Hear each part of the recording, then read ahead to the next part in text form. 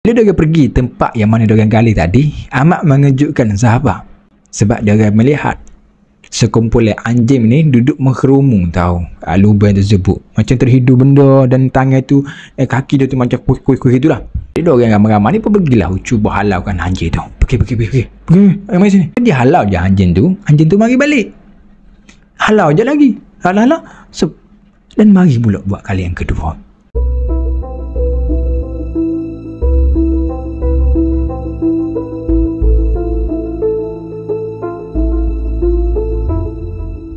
Assalamualaikum para sahabat edisi Malam Seram. Kembali lagi bersama dengan Ari dalam berkongsi cerita-cerita seram malam, cerita hantu, misteri dan pelbagai lagi rakan sahabat. Terima kasih mana sudah pun klik, sudah pun like, share, komen apa semua tu. Saya memang terbaik. Pada video kali ni satu kisah seram yang Ari nak share. Dia macam satu kisah seram dan juga satu kisah pembunuhan. Dia satu cerita je tapi ada pembunuh dan juga berlaku kisah seram. Gitu. Berlaku dekat salah sebuah kampung. Tidak dicerita kampung tu dekat mana tahu. Dan katanya kisah ni dah lama berlaku. Bukan tahun 2000 lah. Bukan tahun 2020. Mungkin tahun 2005-2006 macam tu lah. Cerita ni dikongsikan. Yang mana dia ni memperkenalkan diri dia sebagai Abang Nik. Nama dia Pok Nik sebenarnya. Kalau nama-nama kampung, nama-nama manja kan. Tapi kita panggil Abang Nik je lah, mudah tahu.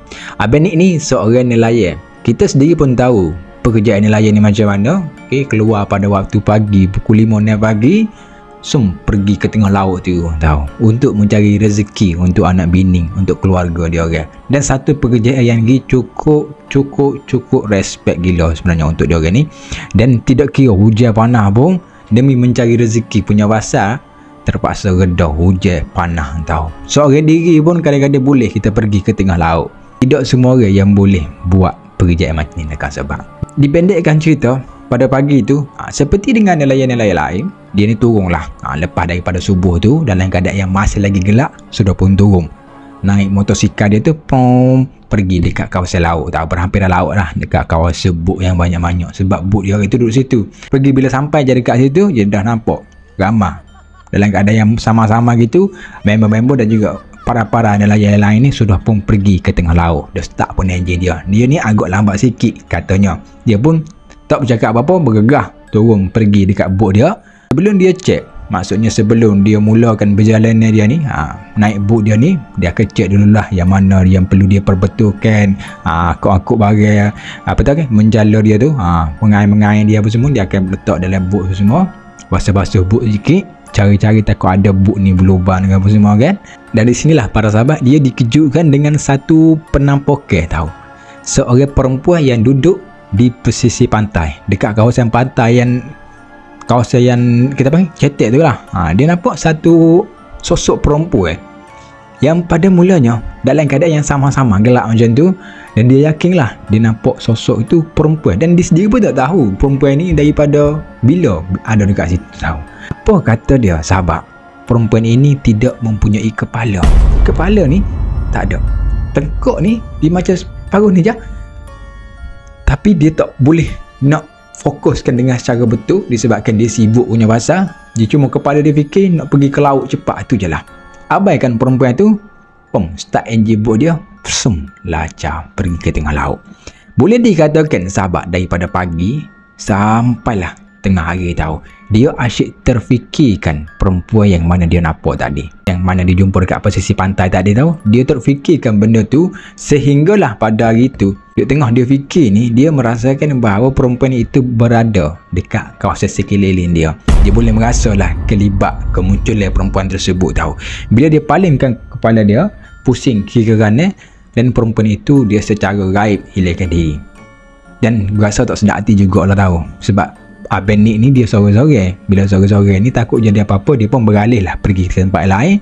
Bila sampai je tempat yang lain, dia pun pasang dia punya unjam dia tahu. Duduk situ sekejap. Dan di sini pula sekali lagi tahu, dia terima satu ketukan dekat bot dia. Dia ketuk macam mana? Kuat lah kata Abang Nik ni ketukan itu. Dia masih dah tak sedap hati pada hari tu. Tak tahu kenapa dia asyik fikirkan perempuan tu, mengambil keputusan pada hari tu untuk balik saja ke rumah tahu. Kebiasaan dia ni balik lambat. Dalam lepas asar macam tu dia balik lah. Tapi pada hari tu dalam pukul 1 pukul 2 pun dia dah mengambil keputusan untuk balik saja ke rumah. Takut jadi apa-apa sebab dia sorang diri satu lagipun dia tengah laut. Dan dia pun bertolak balik. Nak sampai dekat pesisir pantai tu, bila dia nak tarik saja dia punya bot dia tu naik ke darat Sabak, dia dihantui sekali lagi dengan kelibat ni. Kelibat ni duduk berdiri dekat dia punya basah lah, kalau kita panggil wakaf lah senang, dekat wakaf tu. Dan perempuan itu memandang, tengok ke arah dia. Dan Abang Nick ni dia pergi dekat sikit. Bila berhampiran saja dengan perempuan itu, maka makhluk tu menghilangkan diri dengan secara sekelip mata, hilang daripada pandangan Abang Nick. Dan Abang Nick fikir jugalah, takkanlah tengah hari macam ni pun kena gangguan juga. Biasa kalau kita sebut gangguan ni berlaku pada waktu malam tau, pukul 1, pukul 2 pagi. Tapi ni dah tengah-tengah hari, matahari terpacak dekat atas kepala pun masih lagi kena gangguan macam tu. Tak apa fikir apa-apa, tak nak kepala otak dia ni makin bercelaru, dia langsung balik ke rumah. Hari berganti hari, katanya Abang Nick, dia dihantui oleh kelibat perempuan yang dikatakan perempuan ini pakai skirt berwarna merah, duduk mundar mandir di pesisir pantai. Dia punya sambil terbokok-bokok seperti mencari sesuatu tahu. Dia macam pergi. Kita sendiri pun tahulah orang bokok ni macam mana. Kalau kita cari benda kan, kita akan bokokkan atas belakang kita ni, kita akan bokok dan kita cari benda. Itulah yang Abang Nick nampak tahu. Sehinggalah pada satu hari tu sahabat, salah seorang member dia ni pergilah berjumpa dengan Abang Nick ni dan tanya sebab apa seminggu 2 minggu ni perubahan pada muka Abang Nick dia dah lain tahu. Abang Nick ni macam banyak fikiran benda dan dia punya kadang-kadang 2-3 hari tu tak turun ke laut disebabkan tak tahulah sebab apa. Dan pergilah berjumpa, bertanyalah kenapa ni Abang Nick jadi macam ni, sebab apa, cuba cerita. Dan Abang Nick pun ceritalah. Dia kata semenjak seminggu 2 minggu macam ni, dia kerap kali dihantui dengan seorang perempuan yang pakai skirt berwarna merah. Dan apa lagi yang mengejutkan sahabat, perempuan itu tidak mempunyai kepala. Bila diceritakan kepada Abang Naim ni, maka Abang Naim pun dia kata macam ni lah, mengikut apa yang dia rasa lah. Dia bagi tahu berkemungkinan besar perempuan itu tidak disemadikan dengan cara yang betul. Dan juga kalau Abang Nick ni dia nampak perempuan itu ke hulu ke hilir macam cari benda gitu, dan berkemungkinan besar ada benda yang dia cari, ada benda petunjuk yang dia nak bagi tahu kan kepada Abang Nick ni nak sabar. Pada tu hari tu berlalu dengan gitu saja. Sehinggalah pada hari seterusnya heboh tahu sahabat tentang satu kehilangan seorang perempuan. Kehilangan perempuan ni bukan berlaku dekat kampung dia, tapi berlaku dekat kampung lain. Tapi berita ni sampailah dekat kampung dia. Dan Abang Nick ni pada tengah hari tu, bukan tengah hari lah, macam petang gitu jugalah, dia ni tengah syok tahu, bersihkan dia punya bot dia. Marilah salah seorang lelaki ni pergi berjumpa dengan dia. Ni kau tahu tak ni? Dalam keadaan yang ni lah teruja nak cerita kan. Apa benda ni? Ceritalah. Dan member dia bagi tahu dekat Kapun Seberang terjadi satu kehilangan seorang perempuan yang berpakai skirt berwarna merah. Itu adalah kali yang terakhir yang dilihat lah. Bila dengar je sahabat perempuan itu pakai skirt berwarna merah, maka Abang Nick pun kata mana gambar dia nak tengok. Tunjuklah gambar. Dan memang confirm lah, gambar yang dia tengok itu adalah perempuan yang sama yang menghantui dia seminggu 2 minggu dia tahu dekat rumah, sehingga kan perempuan ni masuk dalam mimpi dia. Dan perempuan ni seolah-olah nak berkata sesuatu tapi tak dengar suara dia. Abang Nick bagi tahu macam tu lah. Tapi Abang Nick ni tidak fikir negatif sangat dan dia mengatakan mungkin pelanduk dua suku aku tahu.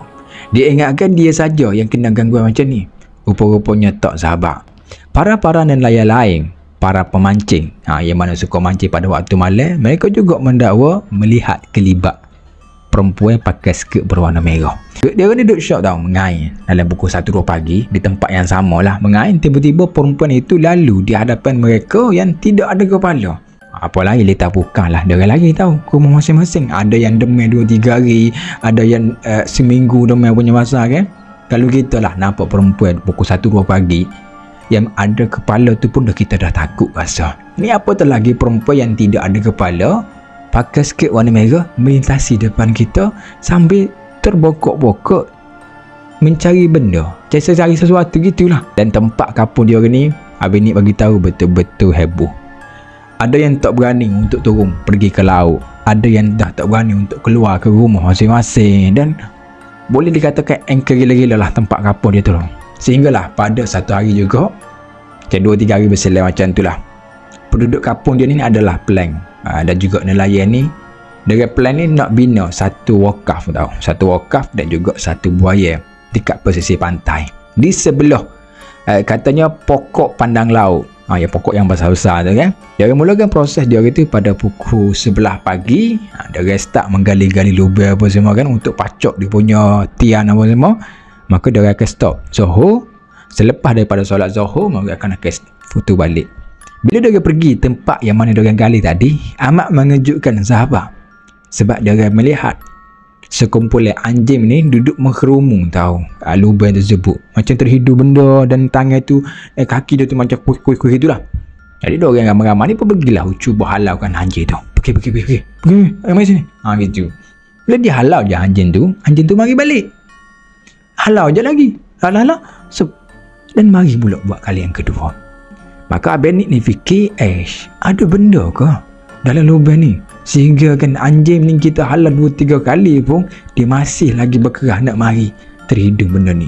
Maka Abang ni pun pergi, Abang ni pun gali dah sedikit. Bila sepop dia gali dengan cangkul dia tu, dia merasakan bahawa ada benda tersakut dekat dia punya cangkul dia tu.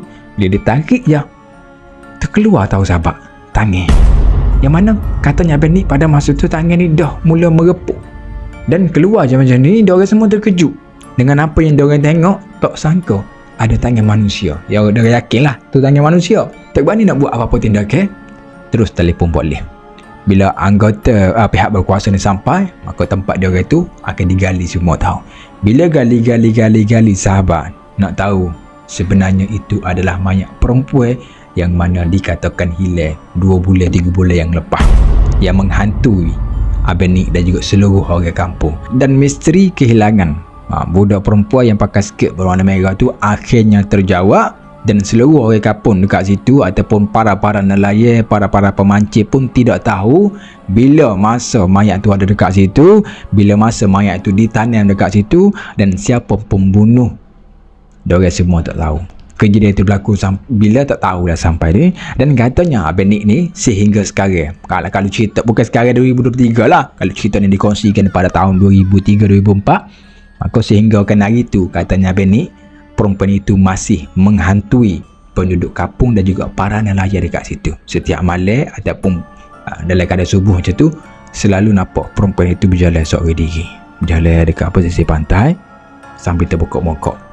Semasa polis ni dia jumpa, masa polis ni dia gali tahu lubang tersebut, polis cuma boleh kesan ataupun jumpa seluruh badan dia saja, tapi kepala dia polis ni tak jumpa. Tak tahu kepala dia ni pergi dekat mana. Dan pembunuh itu sebelum dia tanam mayat perempuan yang pakai skirt berwarna merah ni, dia sudah penggal dulu kepala perempuan tersebut. Maka dia tanam dekat situ, dan Abang Nik bagi tahu kepala perempuan itu sampai ke sudah tak jumpa tahu. Tak tahulah pembunuh tu dia dah campur dalam dia punya lauk ke, ataupun dia dah letak dekat mana-mana pun.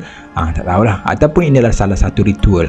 Boleh jadi juga zaman-zaman dulu kan, penggal kepala, maka buat satu ritual. Yang macam terjadi dekat Jambatan Satok dekat di Sarawak dulu. Maka sampai aku sudah tahu pencarian kepala wanita itu diteruskan. Tapi tahun 2023 ni tak tahulah buat ini diteruskan, dan Abang Nik sendiri pun tak tahu dia punya proses, dia punya kes perempuan itu macam mana. Tapi perempuan itu sentiasa mengganggu Abang Nik ni lah. Kali terakhir bila dia cerita ni, dia kata bila dia keluar saja pada waktu malam, dia seperti dengar suara perempuan itu lalu dekat belakang dia dan berkata satu benda.